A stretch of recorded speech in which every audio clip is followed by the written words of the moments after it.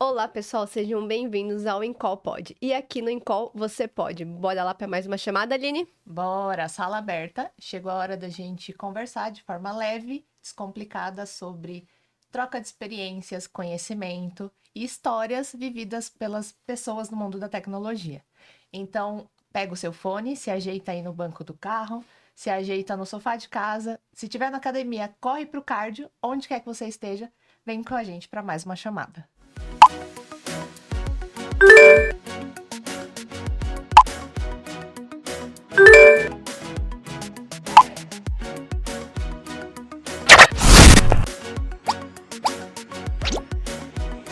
E o nosso tema de hoje é TI no exterior: vivências, realizações e frustrações. E me arrisco a dizer que a maior parte dos brasileiros já pensou em trabalhar fora, em viver no exterior. Não é mesmo, Aline? O que você acha? Com certeza. E eu confesso que eu mesmo já pensei em tentar uma carreira no exterior. Eu acho que dentro da nossa área, né, na TI, isso é ainda mais latente, né? A galera de TI, não importa o local que ela esteja, ela entrega TI de qualquer lugar. E ter a experiência de morar fora, eu acho que é um sonho de muitos brasileiros, principalmente de quem atua na nossa área. Então, o convidado de hoje vai trazer esse tipo de experiência para vocês. Ele teve essa oportunidade de ir trabalhar fora para a TI, teve a oportunidade de voltar e eu tenho certeza que vocês terão dicas valiosas. Bora convidar ele? Bora! O nosso convidado de hoje é uma pessoa que tem uma carreira consolidada no desenvolvimento, cresceu e foi focado ali na arquitetura de TI. Isso aí. Ele também tem uma super comunicação e com isso hoje ele também tem um papel de facilitador entre áreas, indo até o time de negócio para isso. Seja bem-vindo, Gil Correa. Obrigado. Seja bem-vindo, Gil. Conta um pouquinho pessoal sobre você, um pouquinho aí da sua trajetória dentro da área. Então, assim, eu sou desenvolvedor. Fiz ciência da computação lá, formei vai fazer 15 anos já que eu estou formado, mas na época, assim, sempre desenvolvimento, gostava de desenvolver, comecei na carreira como desenvolvedor durante bastante tempo. E como você falou, assim, a gente sempre tem essa vontade, como é que vai ser trabalhar para fora. Durante um tempo eu estava trabalhando num projeto para os Estados Unidos e eu tinha que fazer muita interação com eles, eu tinha que viajar também bastante para ter essa troca de experiência com o time de lá. E aí foi passando o tempo e falei, poxa, e aí, como será que é ter essa carreira, né? Mas na época eu continuei ainda trabalhando, assim, e não sabia muito bem se eu queria continuar na parte técnica, se eu não queria, mas no fim, acho que foi o que me engajou, assim. Levei minha esposa para viajar, para ver se ela ia topar, porque tem toda uma questão da família aí. Legal. Então você acha que esse projeto foi a ponta inicial para te motivar a buscar isso? E como que foi essa busca, né? Como que foi encontrar mesmo uma vaga de fora? Conta aí como isso aconteceu para o pessoal entender, porque Pegar o gancho, né? Em que momento você percebeu, em que momento aflorou esse sonho de buscar uma oportunidade fora? Então, assim, o sonho veio daí, né? Quando eu comecei a trabalhar já com o projeto de fora, a gente comecei a viajar bastante. E essas viagens eram Ainda era para os Estados Unidos. Na época eu ia para os Estados Unidos. Eu fui umas 4 vezes, assim, 5.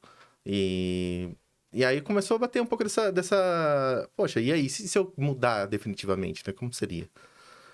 Mas te falar assim, a busca, quando ela me perguntou, né, como é que é buscar uma vaga para fora? Buscar a vaga para fora é um pouco mais complicado, porque quando você quer ir para um outro país, na época, né, hoje talvez seja diferente, mas na época era muito complicado porque tinha questão do visto. O visto era muito difícil, tudo era muito... nos Estados Unidos era muito complicado a pessoa te dar um visto para você ir para lá. Então, sempre tinha alguns outros países que eram mais fácil, que nem o Canadá tinha uns programas, né? E nessa eu comecei a estudar isso, comecei a ver como que é o visto, como que é o processo de visto, como é que é o processo de imigração, como é que funciona. E E fui vendo qual que tinha de oportunidade. Aí começa a entrevistar, né? Você começa a procurar. Só que se você vai procurar, por exemplo, na minha época, assim, quando eu fui, você procurava os Estados Unidos, as vagas, elas não... A maioria não colocava assim, ofereço o visto, né? Então, as pessoas que eu conhecia na época que iam, elas iam por dentro de empresa. Então, você estava numa empresa, a empresa te levava, porque era a via mais fácil. Para outros lugares, já não era assim. Então, assim, a Europa, ela era muito mais aberta na época, né? Na Europa, acho que até a Austrália era mais aberta. Então, assim, eu comecei a ver outros países. Falei, eu vou ver outros países que não seja os Estados Unidos. Então, foi isso. Aí eu comecei a procurar vagas com foco na Europa. Porque a Europa era mais receptiva na época. E até hoje eu acho que é mais receptiva, assim, para o perfil estrangeiro. Tá? Tinha muito brasileiro lá que trabalhava comigo também. E eu fiz a entrevista daqui mesmo. Então, comecei a procurar as vagas, comecei a estudar e fui vendo qual... e demora, assim. A gente é acostumado com o processo brasileiro, que às vezes demora, não sei, semanas. Lá, os processos demoram meses, né? Tem processo que é 3, 4 meses, né? Então, assim, você vai se acostumando. Às vezes eu tinha até esquecido que eu tinha participado, aí vem não, agora abriu a vaga, você quer vir? Aí você entra no todo o processo, tal, de visto, como é que você vai fazer e tal. Então, foi... Eu achava que eu sabia tudo quando eu fui, mas eu não sabia, assim, a hora que você pesquisa como é que vai ser e tal, eu achava que eu sabia como ia ser, mas não... E quanto tempo levou esse processo desde a procura da oportunidade, né? Você buscou por ela, Sim. até Se concretizar, né? até concretizar e tem um contrato de trabalho fora? Mínimo 1 ano de busca, assim, de entrevista. Acho que, claro, cada caso é um caso. No meu caso, demorou, assim, no começo, justamente por isso. Que quando você vai fazer a entrevista, você tem coisas que você não sabe nem responder. A pessoa te pergunta, qual que é a sua expectativa salarial? Não sei. Não tenho nem ideia, né? Como é que você vai falar um negócio tipo... Não ganhe sei. euro. Aí você abre sei lá, esses sites que comparam o custo de vida de cidade para cidade, para você tentar ter uma ideia. Você procura ver quanto que tem... Você conhece pessoas, às vezes até ajuda. Mas você fica assim, puxa, não tem... Eu lembro que a primeira vez que a mulher me perguntou, a entrevistadora me perguntou, né? Quanto você tá pedindo, você quer de pretensão? Eu falei, ixi, cara, não sei, eu não sabia, de verdade, assim. Então, assim, no começo um pouco demora, assim, pra você entender a dinâmica, aquelas entrevistas que a gente... Aqui no Brasil eu não sei como tá agora, mas assim, na época... aquelas entrevistas à la Google, né? Que você faz várias etapas, que você faz etapa de código, etapa de live coding, e tem várias. Então, é normal ter isso. Lá eles fazem esse tipo de... É normal ter. O processo é bem semelhante com o do Brasil. Você chega a falar também com RH. Sim. Era a dúvida, tipo, qual a diferença entre os países? Assim, eu fiz várias entrevistas, assim, até com vários lugares nessa época. E era assim, sempre tem várias ondas de entrevista. Aqui no Brasil também é assim, né? Mas eu lembro que em uma das entrevistas eu tive entrevista com o CEO da empresa. Umas coisas que às vezes você não espera aqui no Brasil, que é um pouco mais... acho que o processo brasileiro é mais rápido, né? Você acaba tendo um contato com o time de desenvolvimento, ou você vai ter um contato com o RH primeiro, né? O pessoal de recrutamento. Lá você vai ter vários... Não é geral também, porque isso aí vale de empresa por empresa, mas no geral você acaba tendo várias etapas. Tem etapa de código, às vezes tem empresa que pede para você enviar o código, tem empresa que pede... Você faz um projetinho para que eles avaliem o seu nível técnico. Isso. E você percebeu alguma diferença também em como eles lidam com esse processo? Eu pergunto assim, porque no Brasil eu tenho a sensação que você às vezes faz a entrevista e o Brasil não se preocupa às vezes em dar uma devolutiva quando tem uma negativa. Exato. Você só sabe quando você passou. Lá também tem isso ou eles têm essa outra preocupação de dar devolutiva quando tem uma negativa? Depende muito da empresa, sabe? O processo também depende de cada empresa. E também depende do país. Agora, você falou um negócio que eu lembrei. Por exemplo, na Alemanha, que quando eu fui sair do Brasil, fui para a Alemanha, né? E na Alemanha, é normal para eles 3 meses para você entrar Então, eu te contratei hoje, daqui 3 meses você entra. Porque geralmente o seu notice, né, um período para você sair, são 2 meses. Só que se você tá no meio do mês, você tem que continuar um mês mais 2 meses. Então, dependendo, chega a ser 3 meses. Eu troquei de emprego lá e foi isso. Eu fiquei 3 meses pra ir pro outro emprego. Então, assim, você fica 3 meses já sabendo que você vai embora, todo mundo sabe, só que você Que é como se continua fosse o ali. nosso já foi Ah, dispensado, mas você está cumprindo um aviso sobreaviso. prévio. Inclusive, Sobreaviso não, é um aviso prévio. inclusive uma história interessante é que eu cheguei, eu passei na entrevista e tal, aí depois a gente fala de visto e tudo, mas eu cheguei lá, a hora que eu cheguei, sentei, chamaram uma reunião lá no primeiro dia, acho que é o primeiro, segundo dia. Ah, então, o rapaz ali foi desligado. E ele tinha sido desligado, mas ele vai continuar vindo aí os próximos 2 meses e pouco, e vai sentar do seu lado, tá? Então, ficava sentado um rapaz do meu lado, que já tava demitido. Ele tava E demitido. qual era a vibe? Não sei, mas Ele reagia normal. Na verdade, ele ficava o dia inteiro fazendo entrevista. Ele ficava no telefone, não fazia nada, né? Mas ele tava ali. Na real, ele tava ali porque se alguém do time precisasse, ele tava para fazer um repasse. Isso é uma Será que é isso é uma diferença, Essa né? é uma Porque boa diferença. hoje em dia você demite. Brasil você demite, no outro dia você entrega suas coisas. Ao Brasil tem até a preocupação de tirar a máquina rapidamente quando é fato de isso demissão. tem também, mas aí, às vezes depende, assim, se... Acontecia também de o cara ser demitido e ele não precisa vir mais aqui, tá? Você tá demitido, mas devolve a máquina. Só que como ele tá contratado ainda, por esses próximos 3 meses, fica 3 meses em casa. Entendeu? Ele não pode trabalhar, ele não pode ter um outro contrato, porque ele ainda está num contrato. Então, assim, tem umas coisas, assim, que é interessante, assim, é diferente, né? Bem diferente daqui. Nossa, essa é muito Tá lá- nova. Não imaginava. Será que tem relação com o nosso modelo de contratação? Pode ser. Pode ser na CLT. Até um pouco das legislação, né? Sim. E como que funciona esse modelo de contratação para fora? E assim, tem algum impacto para você pensando no futuro, aposentadoria? Dá para você trazer, por exemplo, alguns países têm acordo, então você consegue trazer. Da Espanha, que eu trabalhei, eu consigo trazer os anos lá, o dinheiro que tá lá. Da Alemanha, inclusive eu preciso ir atrás, você consegue, depois de 2 anos que você saiu, você entrar com pedido para sacar o dinheiro. Então, tudo que você investiu em INSS, mais ou menos assim, né? Você consegue recuperar. Interessante. E que não é pouco, tá? Então, aí tem um negócio que é diferente daqui do Brasil. Assim, no Brasil, a gente tem bastante imposto, que é meio mascarado, mas a gente tem bastante imposto, né? Lá, a hora que você... Por exemplo, eu cheguei na Alemanha, tinha um salário, eu vi quanto custava apartamento, não sei o quê, fiz as contas lá de imposto, mais ou menos, procurando na internet, né? Só que a hora que você vai ver, no começo, assim, meu salário era muito, muito cortado, porque sei lá, 50%, às vezes até mais, que corta do seu salário, de imposto. Na Alemanha, por exemplo, tinha o seguro saúde compulsório, que chama, que você não é público, mas também não é privado. Tipo, tem o privado, mas o público não existe, então é compulsório, que eles chamam. Você é obrigado a pagar, e ele não é barato. Principalmente se você tá nessa faixa, que quando eu fui com uma faixa mais baixa, né? Então, você tá nessa faixa mais baixa, acaba pesando. E você acha que você foi penalizado nesse aspecto em cima daquela decisão lá na hora da sua entrevista, onde ela te perguntou a pretensão salarial e você deu uma referência? Ou a gente já misturou histórias? Eu acho que não fui penalizado. Eu acho que é uma coisa assim que é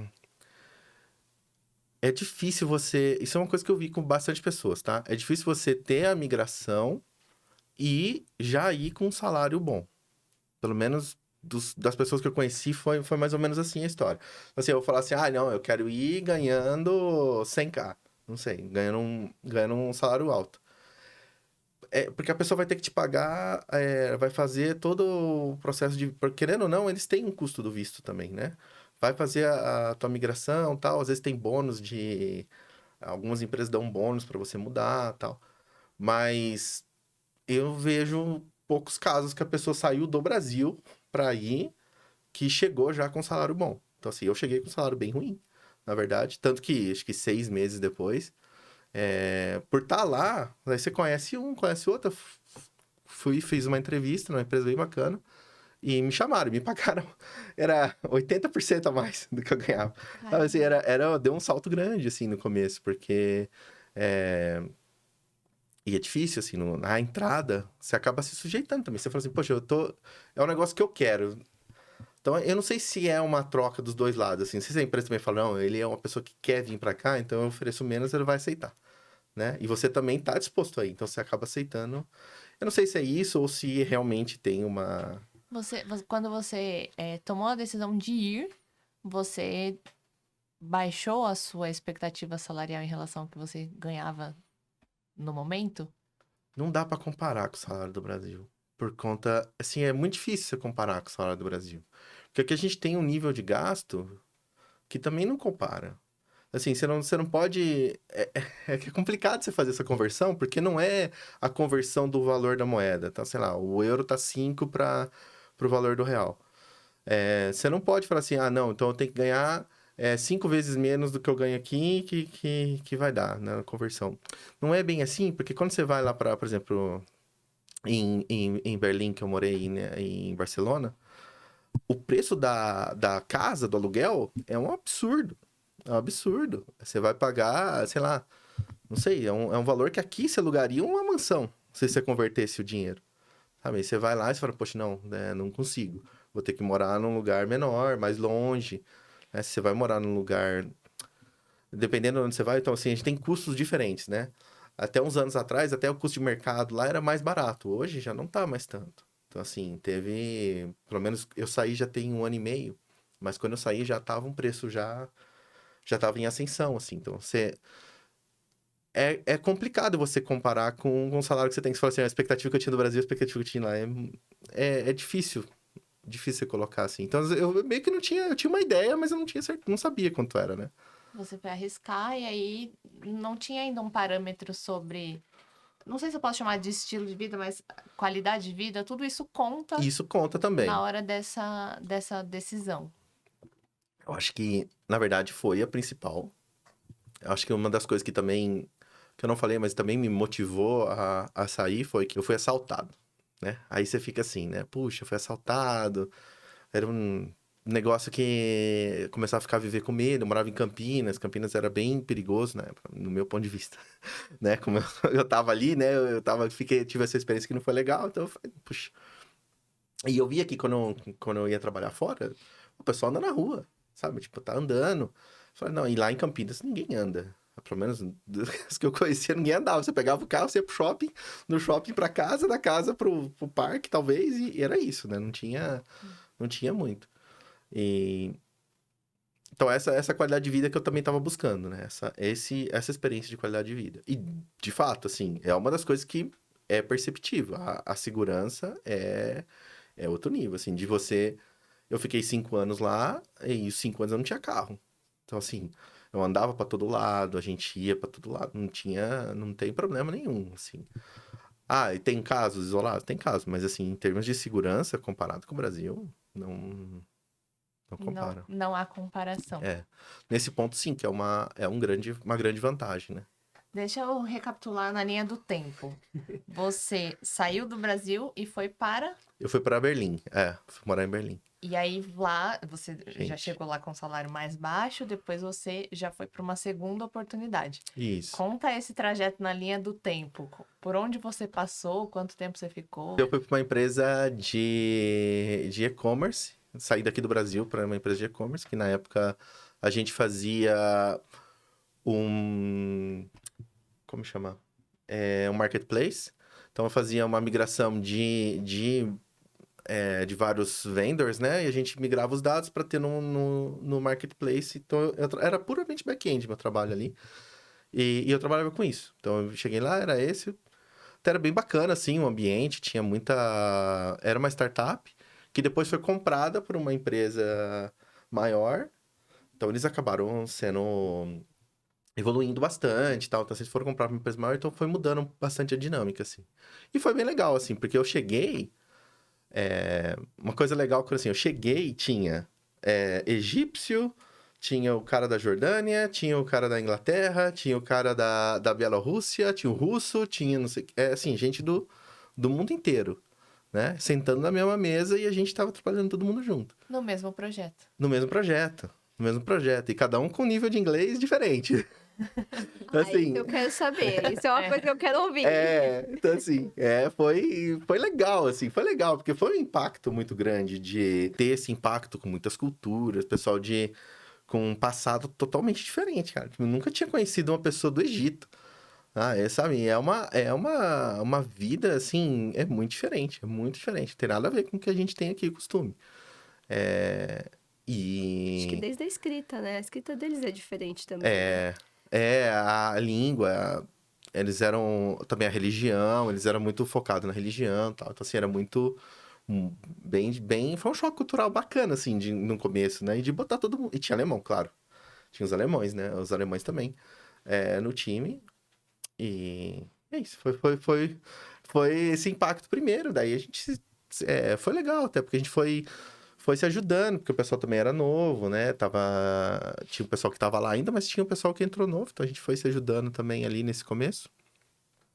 E aí você teve a segunda oportunidade. Aí eu tive a segunda oportunidade. Eu lembro que eu fui...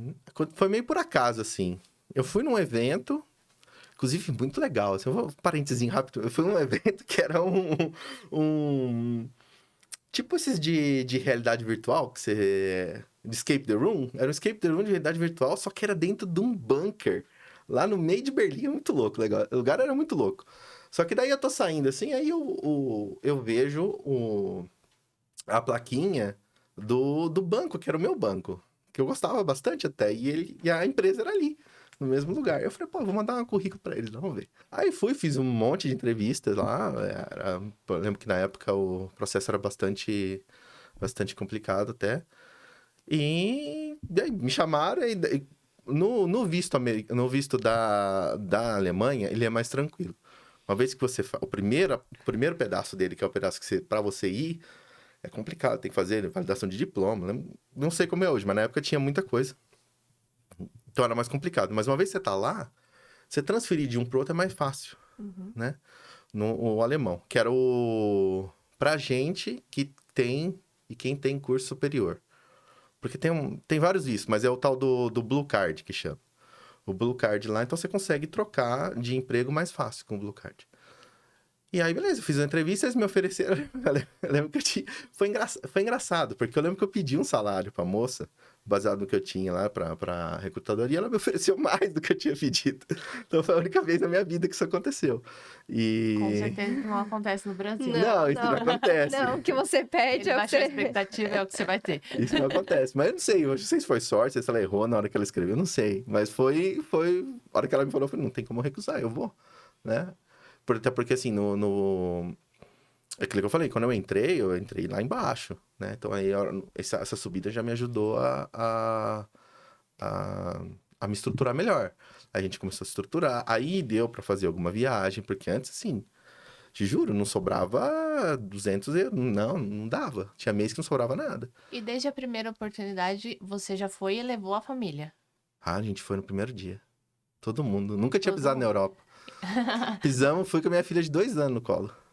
E você trabalhava e tudo que retornava desse trabalho era para manter já a família. Você não foi só, você não foi uma experiência. Nós fomos todo mundo. Você não foi arriscar assim, tipo, eu vou ali, vou entender como é, não, você já levou a nós família fomos todo inteira. mundo. Nós fomos todos. E quanto foi esse período entre a primeira empresa e essa segunda empresa? Quanto tempo demorou para surgir essa oportunidade? Foi uns 6 meses. Uns 6 meses. Foi uns 6 meses. E tem algum vínculo com a empresa antiga que eles cobram, assim?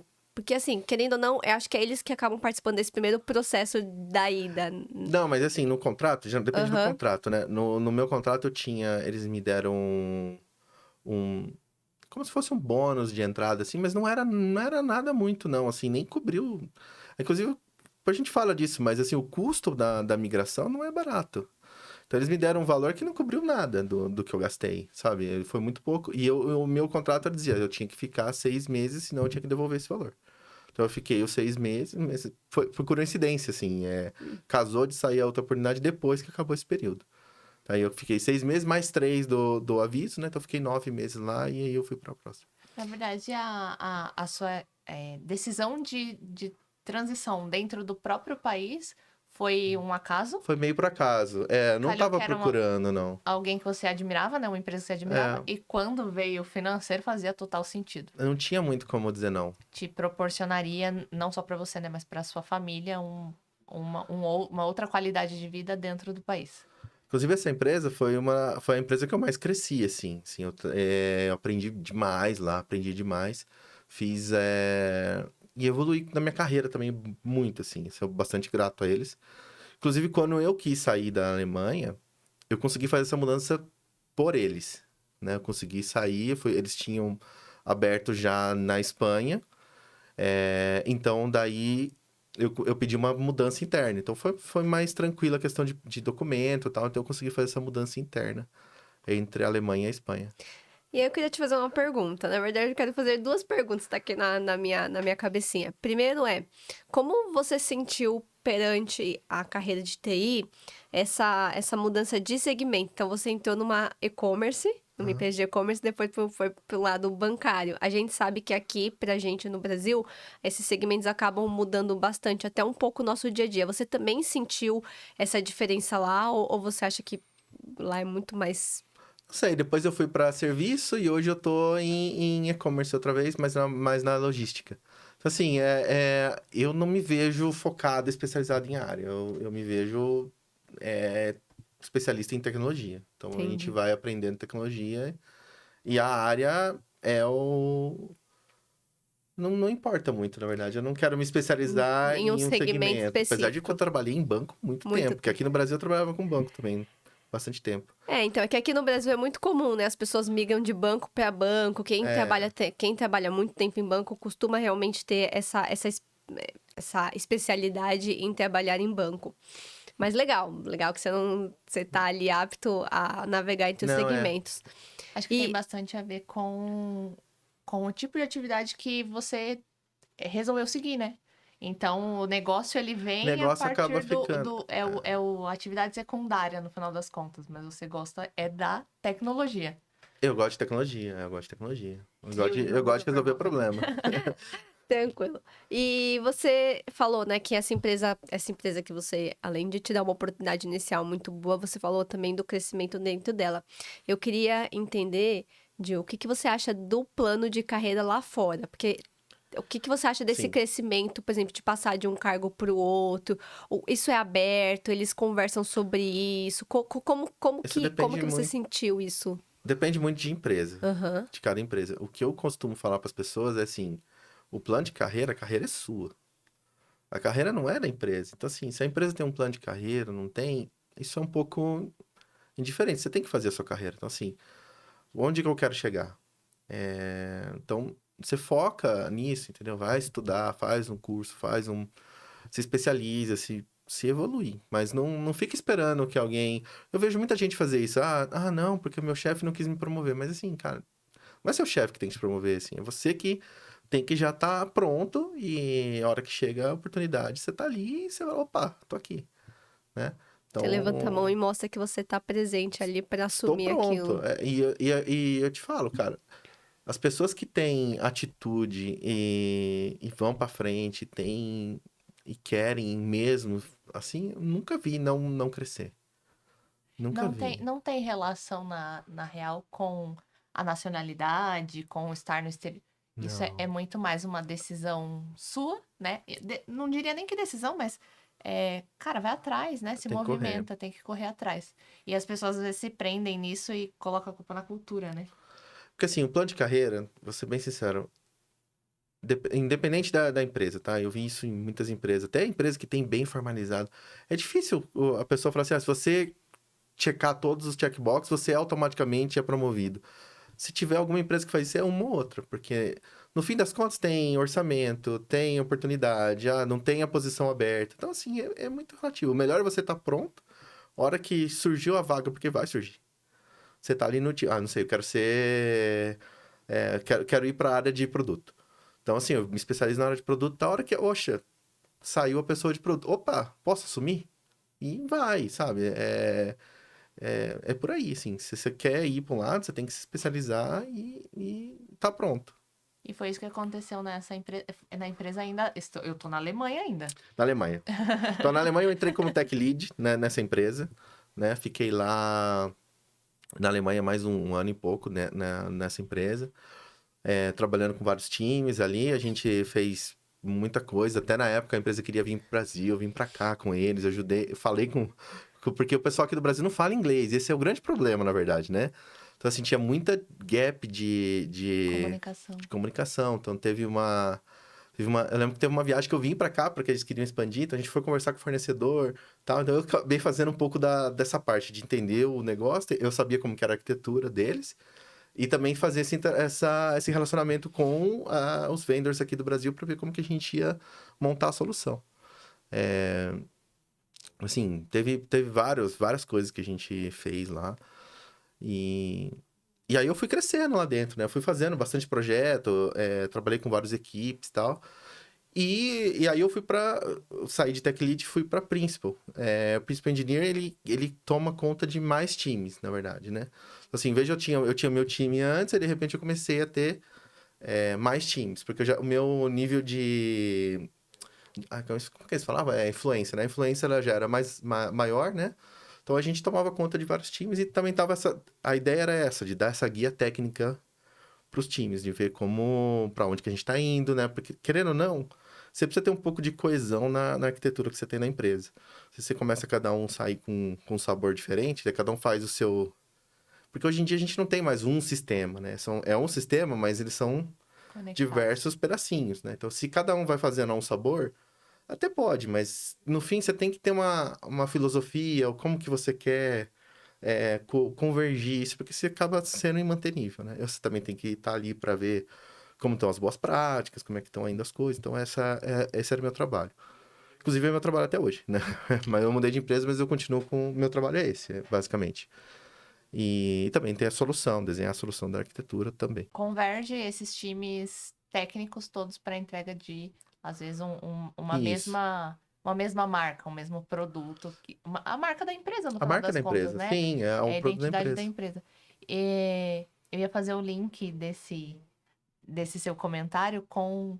Não queria chamar de metodologia, mas como que eles trabalham lá? Tipo, fazendo uma analogia com agilidade, com gerenciamento de projeto. O que É igual, prevalece? acho que é igual aqui. Assim, aqui o pessoal também tá indo muito para a área de ágil, né? Já Uhum. faz muitos anos, né? Acho que mais de muitos anos. Então lá também, sim, é muito comum você ver times com Scrum, times com Kanban. E eu nunca vi ninguém com gestão de projeto tradicional. Eu queria entender qual foi o primeiro impacto da língua.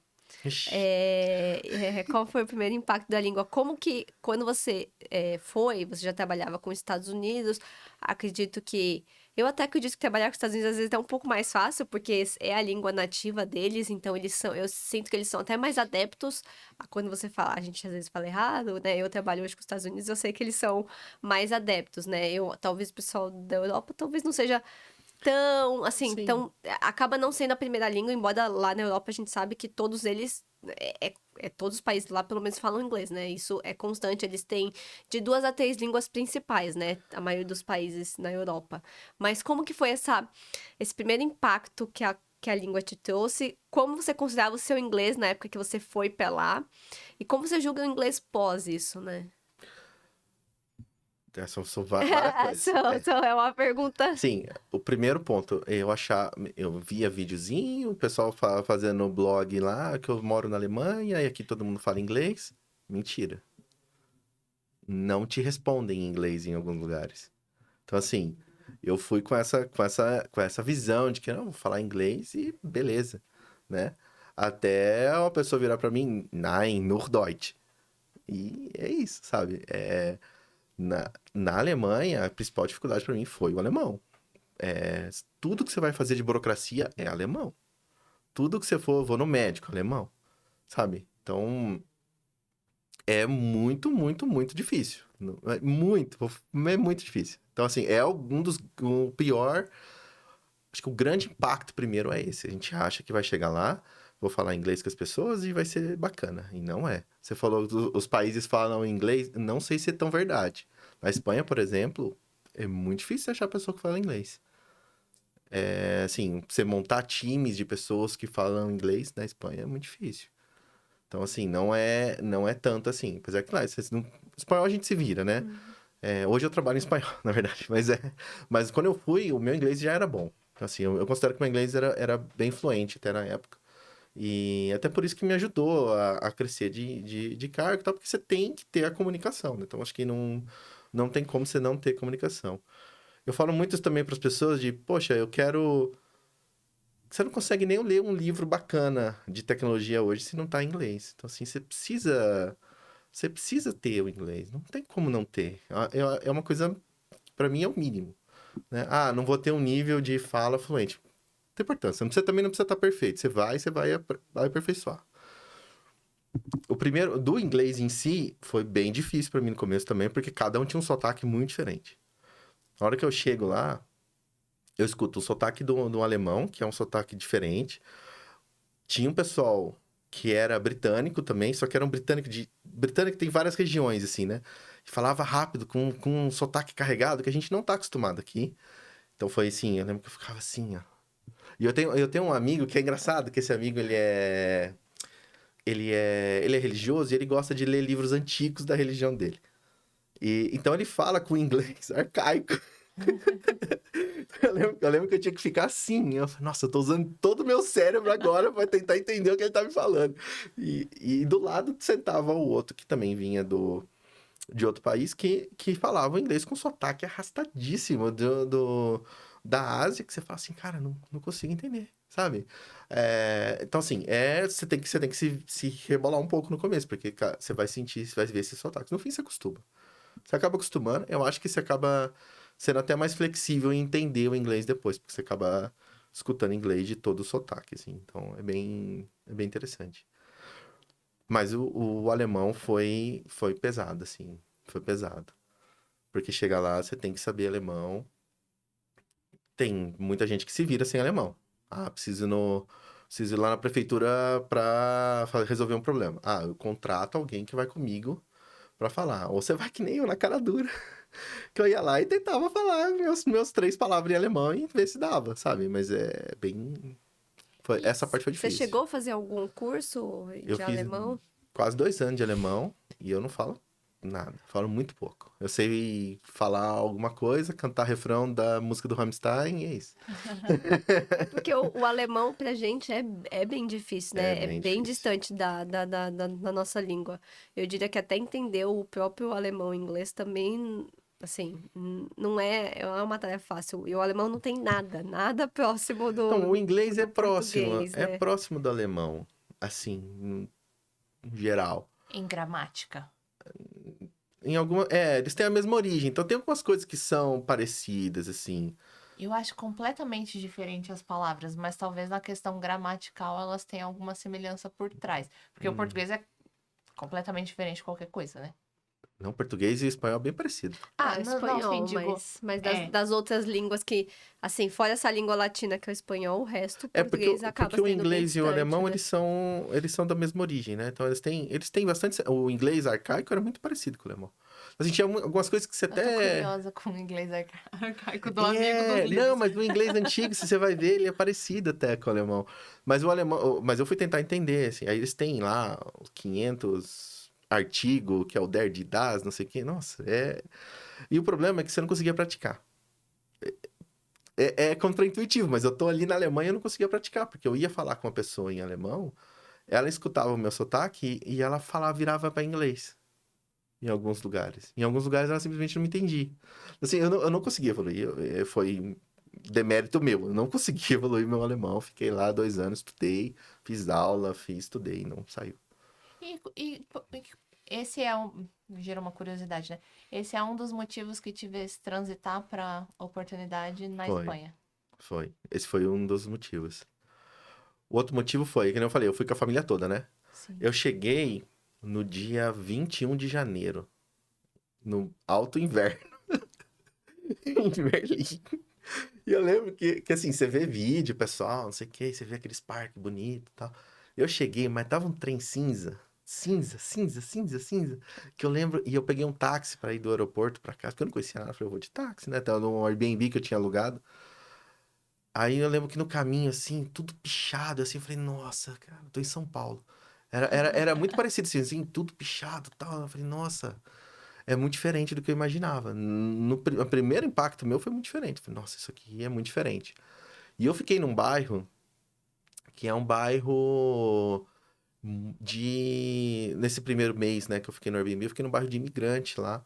E que tem, não de imigrante não, mas é um bairro que tem bastante descendente de turco, do pessoal do Oriente Médio, que é o Neukölln. Eu não vou saber falar. Neukölln, é assim como fala, que fica no sul ali de Berlim. E, e era muito. Foi um impacto cultural muito diferente, assim, não era o que eu tinha visto no que você vê na TV, né? Você vê. E aí eu cheguei, eu lembro que eu cheguei com as malas, com um monte de mala assim. Ah, esse aqui que é o Airbnb que eu aluguei. Era no terceiro andar, não tinha elevador. E eu falei, ué, mas como assim não tem elevador? Aí eu fui descobrir que na Europa assim, é raro, né? No elevador já não é muito fácil de achar. Então, aí não tinha elevador. Aí eu lembro, falei, nossa, gente, o que tá acontecendo, né? Eu achava que era uma coisa, né? E ó, esse primeiro mês foi meio... Foi Mas bem logo você foi difícil. adaptando. Você ficou um tempo bom fora. Fiquei. Eu queria entender depois por que que você voltou. O que que te fez tomar a decisão de voltar, né? Em que momento isso aconteceu? Então, assim, eu tive assim, esse impacto primeiro, assim, mas depois a gente falou, não, vamos ver como que vai ser. O verão, a primavera é bem bacana lá na Alemanha e tal. A gente foi, eu consegui apartamento, aí ficamos quase um ano para conseguir escolinha para minha filha. Sim, tem várias dificuldades. Você vai. Acho que é uma coisa que eu sempre falo também. Se você vai, você solteiro, é uma experiência. Se você vai com família, é outra. É outra. Porque você tem a família, você tem escola, você tem um monte de burocracia para resolver para a família, médico, não sei o quê. Com filho, então, é assim, é. Agora, você vai solteiro, poxa, Berlim, se você quiser, tem balada de segunda a segunda. Sabe? Tem uma área da cidade lá que é vida louca, assim, os caras. Assim, o pessoal solteiro acaba se adaptando melhor, né? Não, até certo que eu tenho vários amigos que moram lá ainda e super gostam, assim, acho que cada um, cada um. Mas a minha experiência foi bem difícil, principalmente por causa do filho, da minha filha e tal, na época. E. E a gente não tava gostando ali. Então, assim, tinha língua, tinha o clima, tinha a cultura, que é muito diferente da nossa.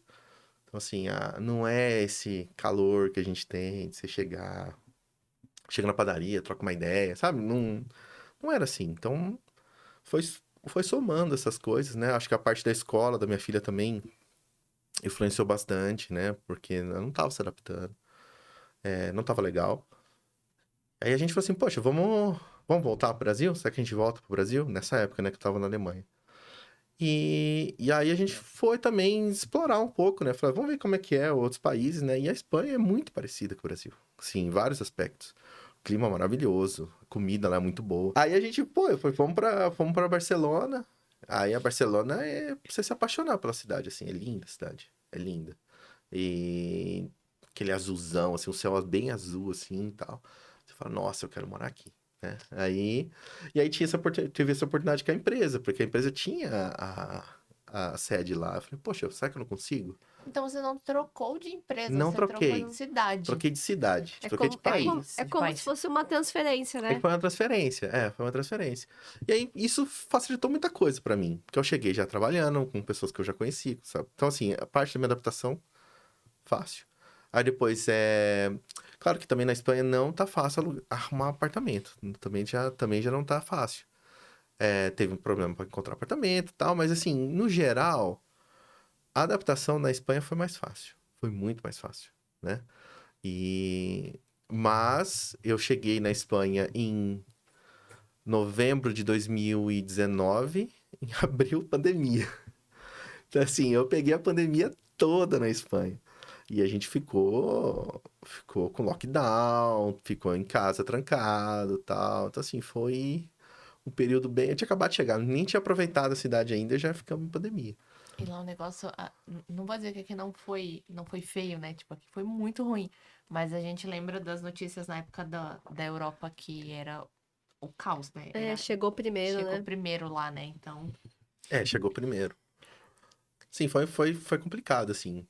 Mas aí, beleza, foi liberando, foi soltando, a gente foi continuando, né? Eu acho que você me perguntou o que fez eu voltar, né? Uma das coisas que me fez voltar foi não ter essa rede de apoio. Porque uma coisa que passava muito na minha cabeça era, na pandemia, por exemplo, eu peguei Covid na época. E se acontece alguma coisa comigo, acontece uma coisa com minha esposa, o que acontece com minha filha? Sabe, essas coisas passam pela sua cabeça. Você fala, poxa, até vir alguém do Brasil. Ela vai ficar onde? Vai ficar no orfanato? Vai ficar com algum amigo? Então, assim, tinha esse medo, sabe? Sempre teve esse medo, né? E se aconteceu coisa comigo? Se aconteceu coisa com ela? Então, essa falta de ter uma rede de apoio, eu acho que foi o principal motivo de fazer a gente voltar. Né? Querendo ou não, aqui a gente tem nossa família, tem toda uma estrutura que, sei lá, né? Se for. Se acontecer alguma coisa do nada com você, você pode se apoiar em alguém pra te ajudar, pra, sei lá, pra buscar minha filha na escola. Tá, uma coisa assim que, querendo ou não, é um grande problema pra quem vive sozinho num país fora. Então você tá lá, minha esposa e minha filha, sozinho, assim, tinha amigos, a gente tinha amigos, cara. Tipo assim, os amigos são fantásticos, assim, não tem o que falar deles. Mas mesmo assim, não é a família. Você pode depender dos amigos até um ponto, mas você não vai depender deles pra, não sei lá, não vão criar seu filho, não vão ficar com sua filha até chegar alguém. Eu sei que é meio radical, mas era o pensamento que passava na minha cabeça, assim, de, poxa, o que a gente vai fazer aqui, né, se acontece um negócio desse. Cara, nem acho radical, acho que muitas pessoas se identificam com esse pensamento e ele não precisa, você não precisa estar fora do país pra sentir essa falta às vezes, né? Às vezes um pouquinho mais de quilômetros ali a pessoa já sente Às isso. vezes do sul pro Nordeste aqui, né? A gente já sente essa diferença. Imagina você é muita distância, né? A distância é muito maior. Então, eu acho que se intensifica esse sentimento de realmente você falar, putz, e se eu precisar no momento repentino que eu não consigo orquestrar para que a pessoa venha. Porque se eu consigo orquestrar para a pessoa vir, tudo bem, é muito mais tranquilo. Mas pode ser que eu não consiga fazer esse orquestramento, né? Muito interessante. Quanto tempo você ficou na Espanha? Fiquei 3 anos na Espanha. 3 anos. 3 anos. Desses 3 anos, um ano de pandemia, praticamente. O primeiro dois. ano, acho que os 2 anos, né? O primeiro ano foi mais tenso, aí o segundo já foi soltando. Mas quando liberou mesmo, assim, foi quando começou a vacina, né?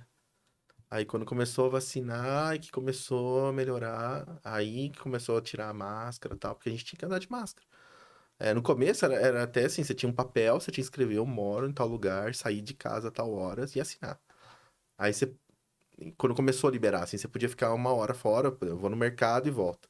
Eu tinha que levar esse papel. Se a polícia me parasse, eu tinha que ter um papel dizendo a hora que eu saí, eu não podia estar mais de 1 hora fora de casa e não e mais de 1 quilômetro fora de casa. E era fiscalizado. E era fiscalizado. Depois invalidaram as multas, mas assim, na época, quando você tava lá, era assim, você tem a multa e você não pode fazer. Então a gente tinha muito.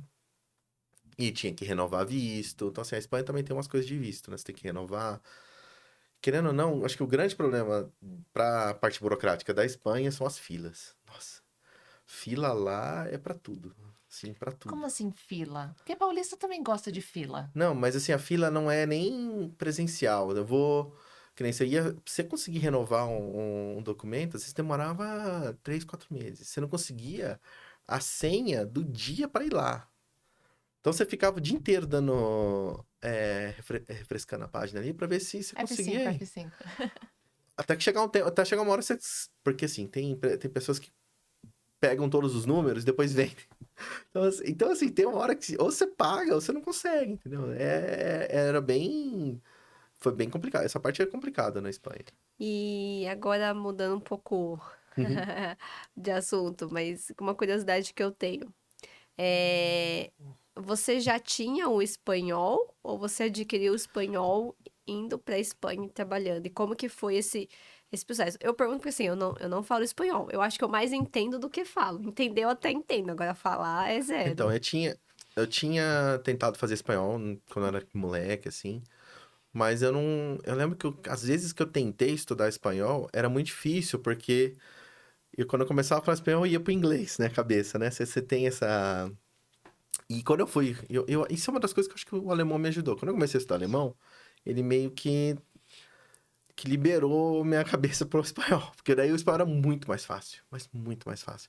E eu já não tinha mais essa de que eu tô falando numa e já penso na outra, sabe? De misturar. Então, a hora que eu cheguei na Espanha, cara, a gente chega B1. A gente nasce B1 de espanhol. Você vai no portunhol, assim, no primeiro mês, você vai no portunhol. Você vai falando ali e vai falando.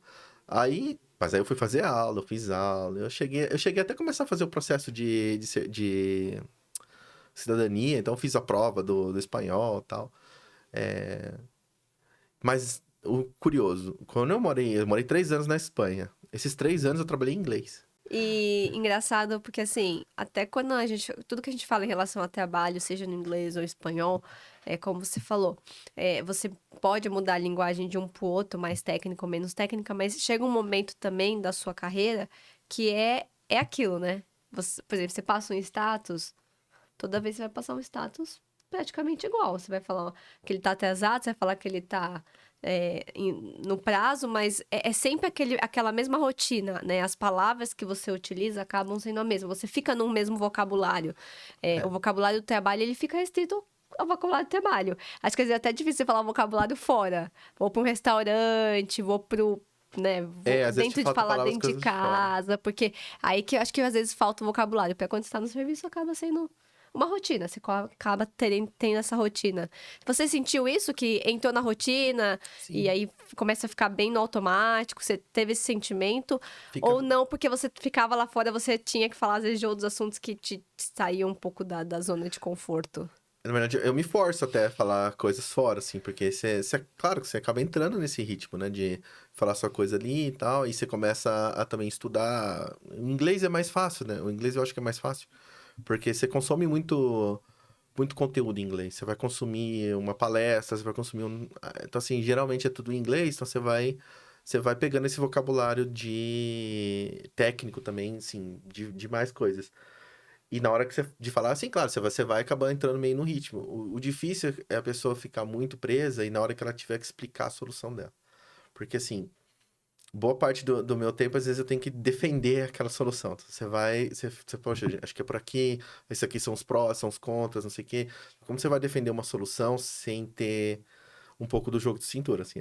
Aí você não pode ficar... Você não pode perder o argumento porque você não sabe a palavra de usar, entendeu? Acho que é isso que diferencia também na hora que você vai subindo na carreira, né? Ah, legal. Isso é bem louco, né? Porque às vezes você não consegue literalmente contra-argumentar. Te falta vocabulário. Exato. Eu costumo brincar assim, o dia que eu souber brigar em inglês, quer dizer que eu tô Que tá bem. que eu tô bem, porque é uma coisa que é muito difícil você conseguir brigar numa outra língua. Você fala, parece uma coisa surreal na cabeça da gente. E sabe como eu sabia que eu tinha feito a escolha certa quando eu saí da Alemanha e fui pra Espanha? Porque, assim, na Alemanha, eu tinha que ligar pra cancelar a conta de telefone. Assim, primeiro que é mandar um fax, tá?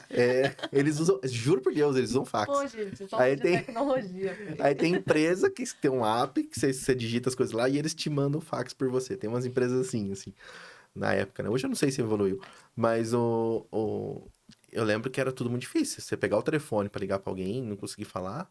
E eu lembro que eu cheguei na Espanha e eu tinha que transferir, que nem a gente faz aqui, transferir minha conta de água, que tava no nome da outra pessoa, pro meu nome. Eu peguei o telefone e liguei lá e pá, e qual que é o seu número de não sei o que? Ah, esse aqui, não sei o que. E pelo telefone. Então isso pra mim foi uma libertação, assim, de, poxa, eu consigo me comunicar. Então é uma diferença também, você poder resolver as coisas sozinho, você conseguir. É o que você falou também, bater boca no telefone, né? Você ligar, pô, para de me ligar, não aguento mais que você me manda propaganda, não sei o que, sabe? Essas coisas assim, você conseguir fazer na língua é o que também é isso pra mim que te faz ser fluente, na verdade.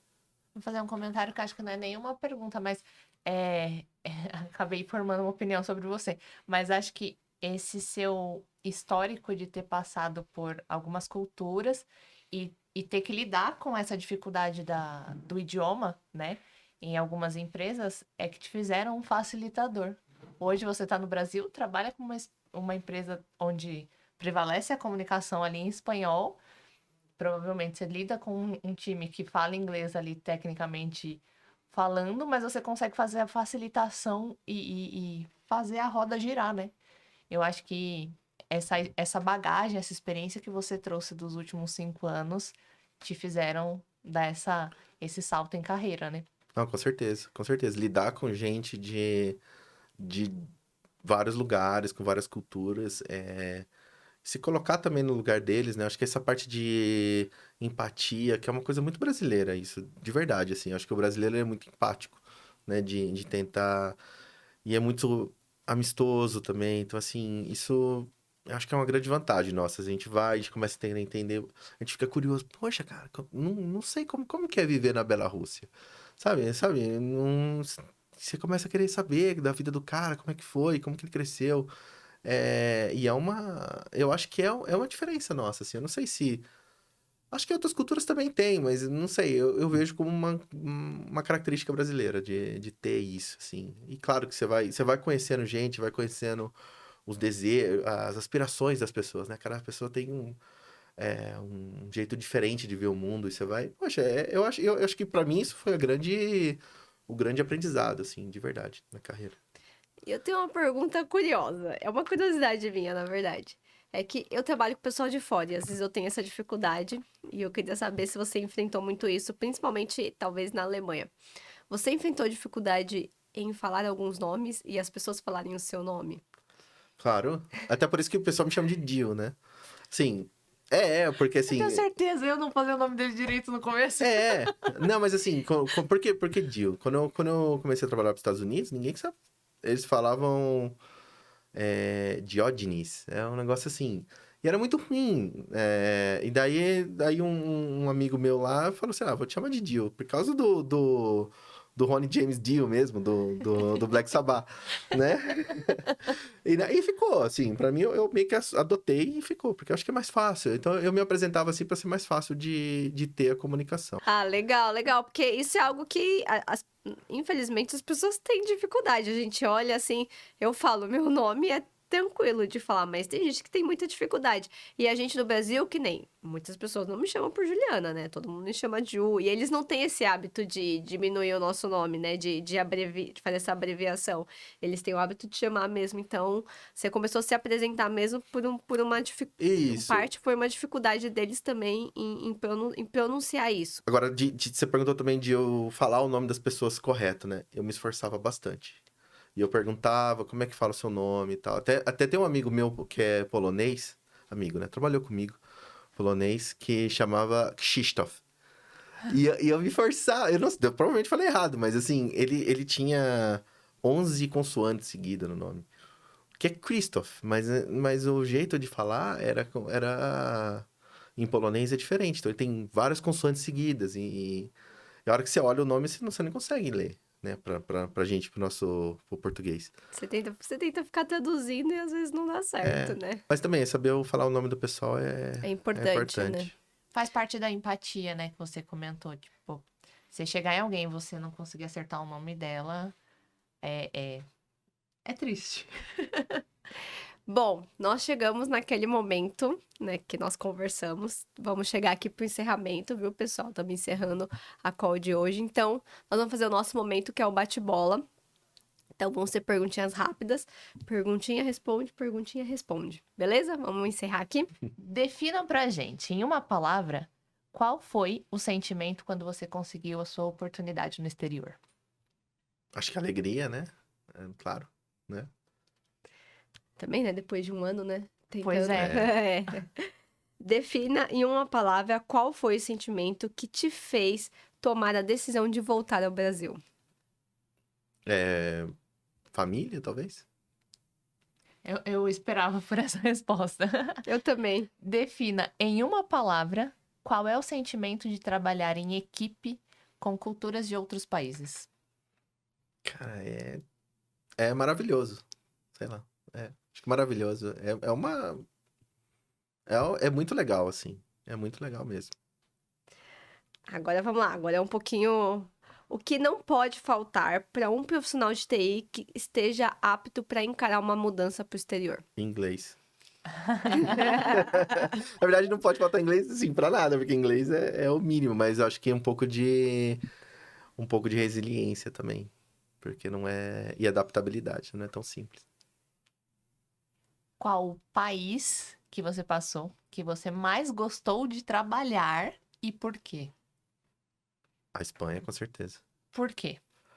Acho que pela cultura deles, é um povo bastante alegre, festivo. Cada... Ah, e tem uma coisa na Espanha que eu não falei. Que é a melhor coisa do mundo para o trabalho, assim. Que chama jornada intensiva. Em agosto, geralmente em agosto. Às vezes tem empresa que faz o ano inteiro, mas em agosto especial, a maioria das empresas fazem. Eles começam o dia mais cedo e fazem o dia seguido sem pausa e param de trabalhar às 3. Agosto todo. Então, assim, que é o verão. Então, às 3 horas da tarde, você sai do trabalho e tá sol até 10 da noite.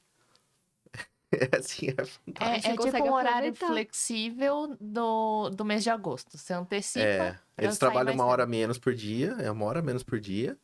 E começa mais cedo e termina, então, tipo, das 8 às 3 todo dia. E você pode. E o pessoal vai pra. Geralmente a gente vai pra uma terraça, vai pra praia, né? Você pode aproveitar. E agora, pra fechar, qual conselho você daria pra alguém que deseja passar por uma experiência no exterior? Acho que tem que se preparar, assim. Se prepara e, se possível, conversar com pessoas que já tiveram a oportunidade, entender bem o que é que você está enfrentando. Porque às vezes a gente vai muito no oba, assim, né? Tem que entender. E escutar o lado bom, o lado ruim. Assim, de verdade, é uma experiência fantástica, assim. É muito bom mesmo. Para carreira, para pessoal, crescimento pessoal, é muito bom. Eu super encorajo o pessoal aí. Mas também tem que saber, assim, porque tem gente também que vai e volta muito rápido. Assim, eu conheço gente que foi e voltou no mesmo ano e não falou assim, não é pra mim, né? Então, tem que entender bem. Preparação, acho que é o Preparação. recado, né? Não dá pra ser no impulso. Não dá Não, pra não achar dá. que você vai pra lá e vai ser só flores e realmente tem toda uma preparação que é importante você ter pra que aquilo seja da forma mais sutil possível, né? Pra que você E- consiga absorver e entender ali. E passar por esse processo, pra você não interromper e falar, eu vou interromper no meio porque eu não consigo me preparar pra que isso acontecesse. E que muito louco, né? Se a gente pegar um resumo do nosso bate-papo. As dificuldades que você enfrentou, em nenhum momento a gente falou que elas tinham relação com a sua profissão, né? Muito pelo contrário. O momento em que você estava trabalhando era um momento ali de descontração, era um momento em que você melhor interagia com aqueles colegas. As dificuldades estavam na cultura, no local que você estava, na região ali. Não conseguia resolver uma documentação, você usou os exemplos das filas, a área da saúde, então... Na família, na vivência externa como um todo, né? E você se adaptou quando a cultura daquela região chegava mais próxima da sua nacionalidade, né? Então, é uma excelente dica. Se preparem. Cara, agregou muito aqui pra mim. Nunca, não tive a experiência ainda do exterior. Não sei se é meu momento ainda também. Juliana, eu sei que já tá mais perto disso, né, Ju? Não, eu não tive a vivência, né? Mas hoje trabalho com o pessoal de fora. Mas fora isso, não é também ainda algo que eu planejei, vamos dizer. Mas Pode é acontecer, isso, pode acontecer.